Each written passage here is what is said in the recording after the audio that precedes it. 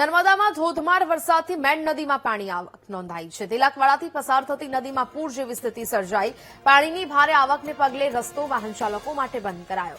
સાવચેતીના ભાગરૂપે નદીના બંને કાંઠે પોલીસ બંદોબસ્ત ગોઠવવામાં આવ્યો છે। પાણીના ધસમસતા પ્રવાહને કારણે કાંઠા વિસ્તારમાં માટીનું ધોવાણ થયું। સતત માટીનું ધોવાણ થતાં નદી કિનારાના વિસ્તારમાં લોકો ભયગ્રસ્ત જોવા મળી રહ્યા છે।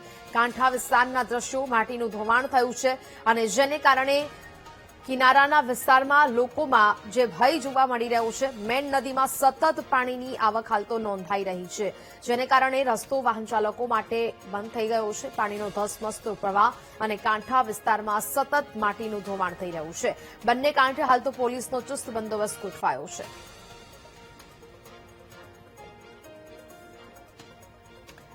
નર્મદા જિલ્લામાં મેઘો મહેરબાન થયો છે। છેલ્લા 24 કલાકમાં નર્મદામાં 37 ઇંચ વરસાદ ખાબક્યો।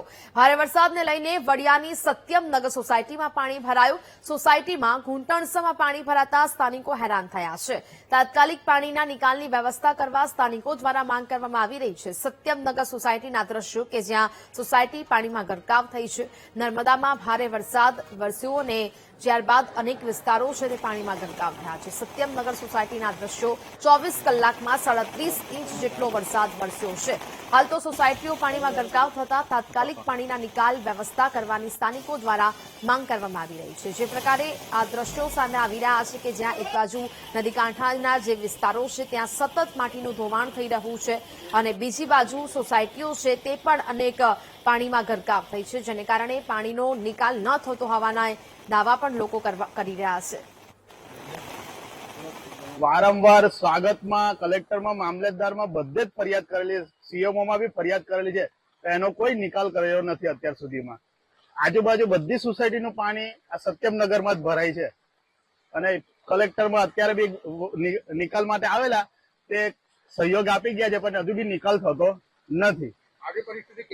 આ 3 દિવસથી આટલું જ પાણી છે, પાણી ઉતરતું જ નથી। વરસાદ બંધ થઈ જાય તો આટલો ભરાવો રહે જ છે।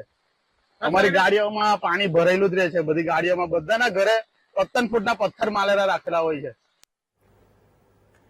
તો જે પ્રકારે હાલ તો 24 કલાકમાં વધુ વરસાદ ખાબકી ગયો છે, જેને કારણે આ પરિસ્થિતિ સર્જાઈ છે। સત્યમનગર સોસાયટીના પણ એક બાજુ દ્રશ્યો સામે આવ્યા કે આખી સોસાયટી જ્યાં પાણીમાં ગરકાવ થઈ છે અને બીજી બાજુ કે જ્યાં નદી કાંઠાના જે વિસ્તારો છે ત્યાં પણ સતત માટીનું ધોવાણ।